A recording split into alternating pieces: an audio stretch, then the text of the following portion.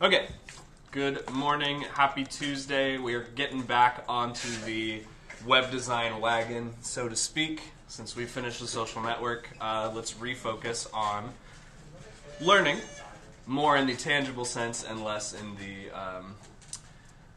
the movie sense. So my main goal for today is to describe and introduce you guys to something called a React hook. And this is a way to make your web pages a little bit more functional, a little bit more user interactive, because you'll be able to store a little bit of data, like a very long list of fun facts that you might have access to, you and your class. Here on the entry task discussion, perhaps there's 21 sets of fun facts. Who's to say? Who knows, right? That might be useful when you configure something called an array, okay? So, your main job is to be able to configure the array of facts by first declaring a variable and then constructing a function. That's what I'm going to show you how to do first. You should also be able to create a functional fun facts button that hooks, right? Like on a fishing line. You cast it out, you pull something in. Sometimes it's a different fish each time. You'll be able to hook a variable from the array to display it on the page. So we're going to start off by creating this actual array, and then we'll get into how to make it functional with the button. Okay? So if you're going to follow along with me, let me get my server fully up and running. Let me first demonstrate what this even looks like. Hi, good morning. We're just getting started, so if you want to log in, thank you very much. Let me demonstrate to you what this looks like, so you guys have an idea of what to work towards, okay? Let me go to my terminal. Actually, let me turn on screencast mode real quick. Okay, so let me go to my terminal. New terminal, make sure that I'm in command prompt, like this, and I'm gonna do my npm run dev, and then hit enter, okay? Normal stuff, control click on localhost, or you can hover over it and click follow link. Let's go to, right now I'm on the about me page. About me is right over here, which is looking a little messy. It's looking a little bit busy, right? Let me go into mobile mode, like this, and then let's pin this on the side of the page right here. Okay? Normal setup stuff, normal getting the engine running, normal making our car functional, so that you have something to, hey, good morning, so that you have something to code. I actually, real quick, sorry, need to just pull this tab over to the side and not my entire other Firefox window. So give me F12. There we go. Okay. So, sorry, just a teensy bit of setup, the normal stuff that we're usually doing. Got to make sure my other thing over here is that way. Okay, let me show you what this looks like by commenting out some of these other buttons so that we don't have all of this additional stuff. If you remember, the comment shortcut is Control/, and then in doing that, we'll toggle off the buttons or the entire line of elements that we've created. So I'm just going to go, you can also highlight a large amount of them, but I'm just going to go line by line so that I have all these sort of switches, kind of like a to-do list, turned off, so that my page is nice and clean. Okay, I'm also gonna just comment out this flex box because let me get the children too. Sorry. There we go. Now everybody should be nice and commented out. So I still have all the work that I did, and I can just Control S to undo, or Control Z to undo all these comments in the future. Anyways. So what we're going to be configuring, the end goal of this process that I'm about to show you, is you'll have this button right here that when you click it, a fact appears on the screen. And there's a couple steps that we need to complete before we get to that point of having it be factual. Okay? And it's the same fact every time at this point. I'll show you how to randomize it a little bit later once I figure out the best way to do that. But that's our main goal. Okay? So before we have a press for fact button, let me turn this off real quick. Turn both of these off. Because we need to configure something called an array. We need a place to store our facts inside of our page before we actually make them functional. All right? Let me remove this, Control S to save, and I'm going to put it off to the side so I can walk you through the exact process. Okay? Control E, gotcha. So anytime that you're creating what's called a string, which is a kind of like what your high ref represents, because it follows, the computer's following the instructions, it follows the string to its end. Just like in math, we need to figure out what our variables are with the phrase let. Okay? Now when I type in just the word let, this is similar to some of your Python courses if you have other comp sci classes that you're taking. We need to assign a variable to be true for let. The sentence being like, let's say, right, that a fact is this. We need to tell our computer that same way, which is the phrase let, and then the name of the type of function that we're trying to create. In this case, we're trying to create a facts function. Okay? So we've begun a sentence, and it's always going to be right underneath the export and before the return part, because we're adding more to the, let me draw a quick brain. Okay? Pretend this is a brain, right? We're adding more to the brain of our website here, which lives right in this, after the export, but before the return, because the return is our main page. Okay? So I'm writing it right in between my export function and my return function. We're going to have let facts followed by a colon, and we're going to configure what's called a string. Okay? This happens, right, formulaically. So every time it'll be the same steps if you're trying to do something similar. For now, just copy exactly as I'm doing here. We're setting let facts. We're telling the computer that this is a string. And then we need just a little bit of square bracket in order for the computer to understand what that string is. Okay? We're setting our variables still by getting some of the magic words, so to speak, in the correct order that our computer will be functional once we finish this thing. So we've said let facts. We've decided that this facts is a string, and a string, just like in real life, has a start and an end. Whatever variables, x, y, z, double A, b, whatever, right, in math terms, we put in this string are going to be from start to finish, okay? And we're going to need another pair of square brackets and then some quotes, all right?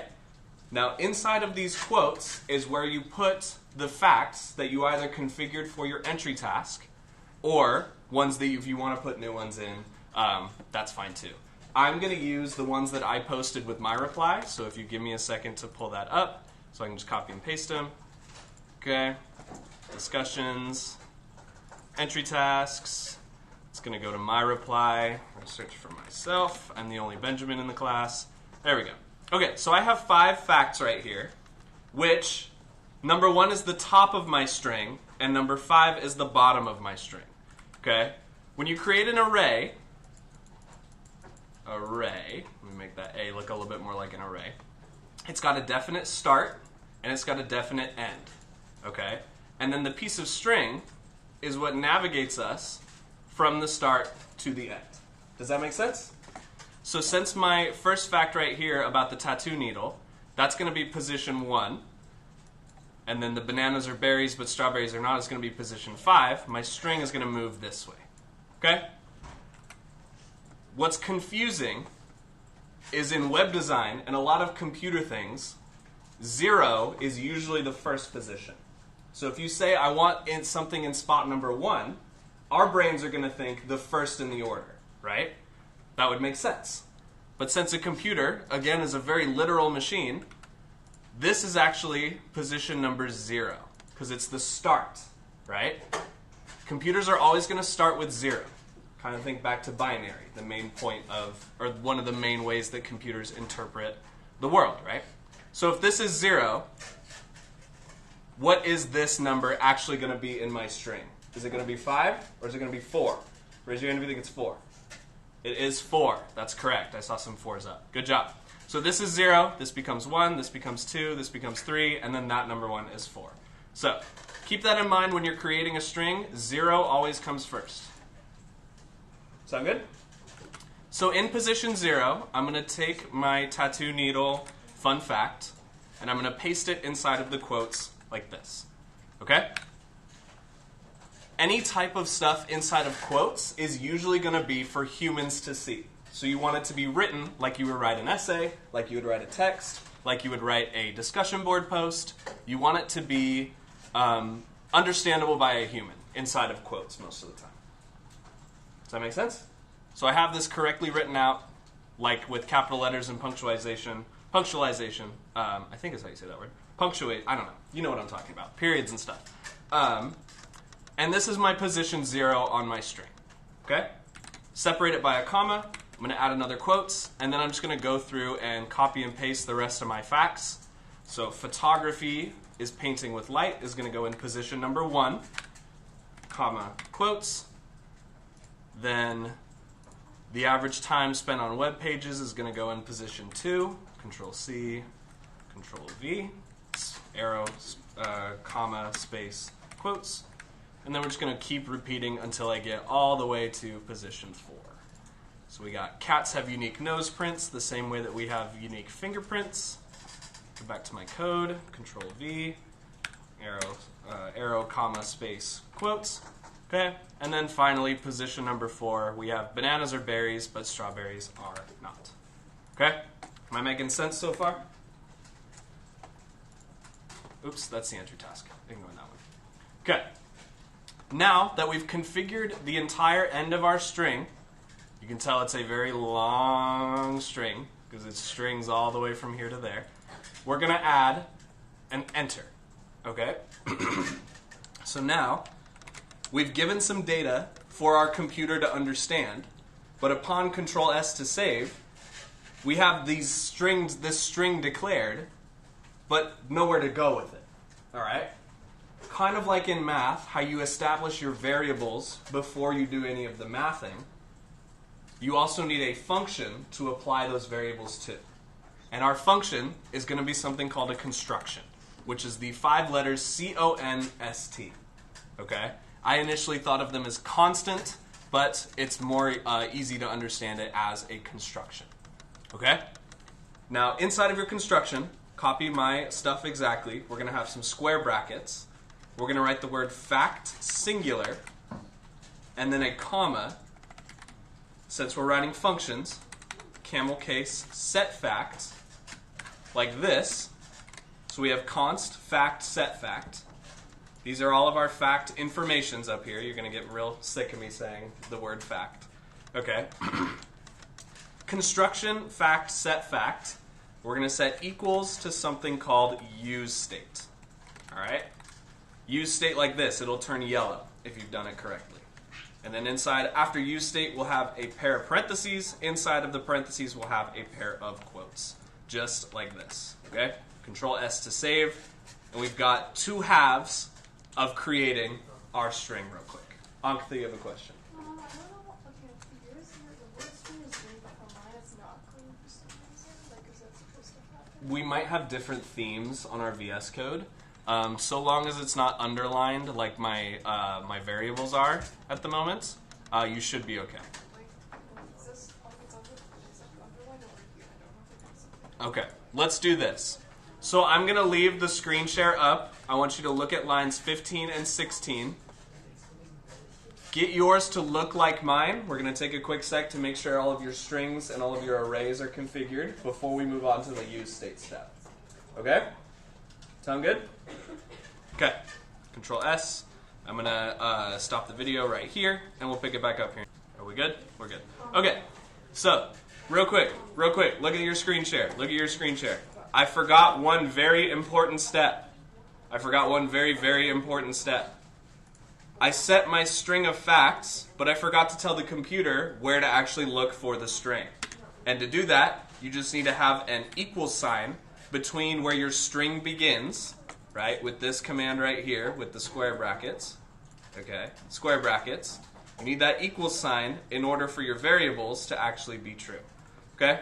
So if yours is red for whatever reason, if it's mad at you for being if it's mad at you for being incorrectly configured, make sure you have that equal sign between the string and the variables. Okay?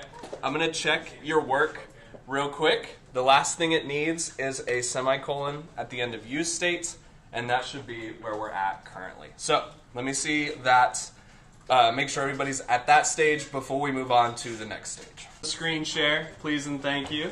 Okay, what we need to do is go grocery shopping for this piece right here that says useState.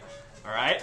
If you remember back to some previous videos or back to some previous examples that I've shown in class, there is a quick fix when you hover over certain things inside of these project files. Okay? When I hover over useState right here, it's telling me I cannot find the name useState. All right? In that case, I can hover over this quick fix, click on it, and just like with Google, usually the top couple results are going to be our best bet. All right? For this specific one, I can import useState from React, which is what we're doing because it is a React hook, right? Or I can add all the missing imports. I can do all this other stuff. We're just going to click this top one right here, okay? That's going to take us to the grocery store and import useState from React. This is how yours should look. I know sometimes the link was coming in as like FS for other classes for some reason. Make sure that it's useState from React when you go to the grocery store, and it imports that specific command. Okay? With that being said, if we refresh, I'm still having a build error. So, the reason I'm having a build error is because I set a construction with nothing for it to be attached to. All right? This was the second step right here, is to import useState from React. Now, useState, if you want a little bit more information on what that is, I've added some detail in the resources section of your weekly agenda today. So we go to Tuesday. I have these React hooks explains, and then what is useState in a little bit more detail. For now, let's just get our button working before we figure out how it works. Okay? Calling a button is the same way that we've done in the past. Let me see this guy right here. Let me find my button that I coded earlier. Where did it go? This one. All right. So let me move this onto my other screen so I can walk you through it. We're going to call a button like normal, but we're going to have this button be a little bit of a container because we have some configuring stuff to happen. All right? So I'm going to go right underneath my About Me title because all of this other stuff is commented out at the moment for demonstration's sake. And we're going to call a button. Can anybody tell me how I start calling a button from Next.js? Any thoughts? Any ideas? One of the first keys I press is Shift, if that gives you a hint.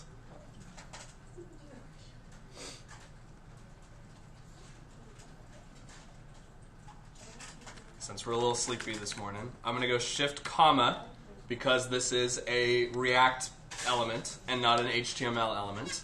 There's my button right here. When I click on that, it's going to start my button, but I want to also close my button, or end it, before I start adding attributes in the main section. Okay? Just like an empty link, this empty button right here on line number 20 is not doing anything. Let's make it do something. Okay? An important part of making your button display is to create some... Actually, let's make it functional first before we make it display. So, there's some more ways, like if you remember button as a link, there's other ways that you can add attributes to buttons to make them change how they function, right? And remember, attributes are always going to go inside of the start tag, okay? S-T-A-R-T, start tag, okay? So for this time, on line number 20 here, I want the phrase on capital P press, all right? And you're going to see there's an on press question mark that's going to pop up as I type this. I'm going to hit enter on that, and it's going to give me a pair of braces here, all right? With these braces, I can do a little bit more coding. I can do a little bit more functionality additions to my pieces so that when the button is pressed, something happens, okay? I'm going to hit enter so that my button's a little bit more of a container for all of the pieces of information that I need to put in, okay? So just like with button as link, we're going to do button on press, and now we're going to write a little bit of TypeScript in order to bring that data from the string onto the page, okay? Now I know that sounds scary, but just copy as I go on, because this is TypeScript and it's a formula. It works this way every time. we're going to start with a pair of parentheses. Oh, I did too many. Parentheses, they're going to come in as a pair. Go outside of those parentheses, space, okay? So we've got braces and parentheses with nothing inside of them. Braces is another word for curly bracket, like they brace your teeth, okay? We're going to create a little arrow with equal sign, shift period, kind of like how I do with the discussion board posts. If you look right here, the weekly agendas, this is just a hyphen and a less than, but it looks like a little arrow. So creating a little arrow, or a little smiley face, or a little emoticon also works. And then we're going to point that arrow towards another set of braces. These ones should be yellow, okay? Remember that web design is building a lot of buckets. It's telling the computer what to look at for specific parts of your site. All we've done so far is add this on press with a brace, add these parentheses, create a little arrow, and then create another empty pair of braces. Inside of this second pair of braces, the yellow ones, this is where we're going to call our construction that we made earlier. A lot of this you could think of like magic words, right? If any of you have played D&D, you know that spellcasting in that game requires a variety of components. Okay? You need verbal, you need physical, and you need, I forgot the other one, somatic, I think, is motions, right? Computers can be looked at the same way. We just have to make sure we have all of our steps completed in the right order. We have our materials up here. We have our verbal components right here. And then putting them all together by typing are the hand movements in order for these D&D spells to be cast, right? Hopefully that makes sense to you guys. But inside of this second pair of braces, we're going to use set fact like this. And then inside of another pair of parentheses, there's a lot of these parentheses, okay? We're going to call upon our string by just typing the name of our string here, facts, right? To recap again, we've got onPress, a function that leads to an arrow, calling the construction setFact. You're going to see it's highlighting it like this. Then the name of the string, and then the last thing you need is a position on the array. Okay? In my array, I have 5 spots. So I have 0 has the tattoo needle, can move between 50 and 30,000 times. Spot number 1 is photography. Spot number 2 is the average time spent on web pages. Okay, spot number 3 is cats have unique nose prints, and then spot number 4 is bananas or berries.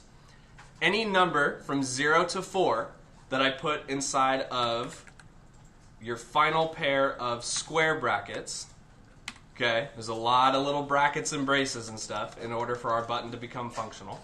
Whatever number I put inside this box right here will correspond with the string that I configured earlier. So I'm going to do position 0, Control S to save, to start like that.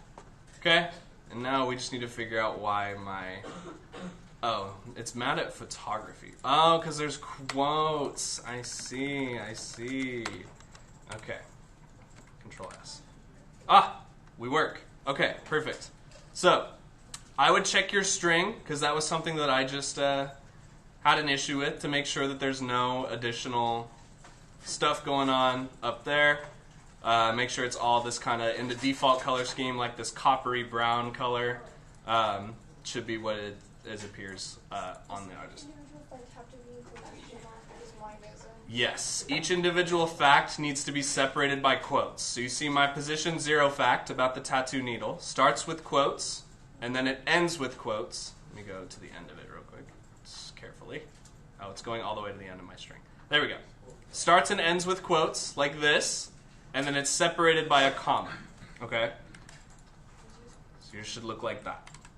Okay, you can see our button has appeared, right? But it doesn't have any text that makes it clear that this is a button. And we want to make sure that our user knows what this button does. Okay?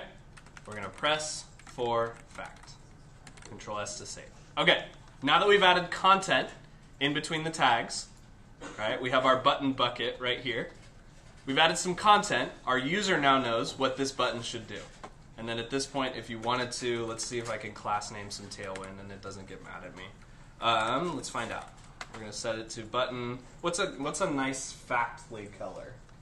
I like green at the moment, but we'll stick with green. We'll do a green of 800. Control S, and then refresh, and that should give us a green button. We're also going to set the text to white so that it's a little easier to see on this light mode background. There we go. And then if I go to dark mode, it still is visible because of the separation. Okay? All right, to recap, because that was a lot of configuring and a lot of coding, we're just focused on this part of our function right here. Okay? Let me walk you through this. Step 1 is to tell the computer that when the button is pressed, whatever happens inside of these braces will happen. Okay? That's what we use the arrow for. Now what we're doing is calling upon the setFact function that we wrote in our construction up here on line number 16. And then we're going to ask it for a facts on the name of the string, right here, for a position on that string, which 0 is number 1 when it comes to 0 equals number 1 for strings. Okay? Now I know this is confusing because it's a lot of braces on brackets, on quotes, on stuff like that. But if you've got yours written like you can see it here, and you have your variables declared up over in the facts equals string section, let me clear some of these arrows out. Okay? That's why it's important that you set your variables first, and then you have the useState piece brought in. Once you have these boxes checked, your button on press will look for a fact using the string of facts and then the position of 0, which is our first one right here. Okay? So now when I zoom out, Control S, when I press for a fact though, nothing's going to happen. There is one last little step that we need to occur in order for our button to become functional. Okay? If you think about a button like in a car, or like on a game controller, or like on a computer, you have the button physically, but you have to connect the button to something electronically, or the button has to be connected to something. And that's what we're going to do right under here with a little paragraph element. So just P, enter. Inside of the paragraphed element, we're going to add a pair of braces, okay, curly brackets, in theory. There we go. So you do need to do both curly brackets because we're doing a little bit more JavaScripting at the moment. We're just going to call fact back from here into these curly bracket things, okay? So, by setting facts to be a string of however many facts we want to have, I have 0 through 4, and then telling the computer to construct fact and set fact as using states, that's our computer going fishing for this information. We've got our button that when it's pressed, it looks for set fact, finds it up here. It looks for a position in set facts, number 0, okay?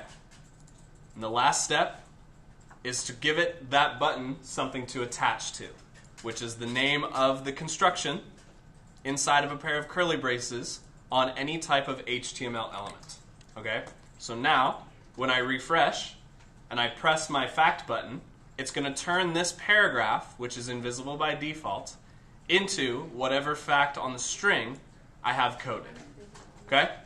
So, when I click press for fact, it's going to tell me that a tattoo needle can move however many times.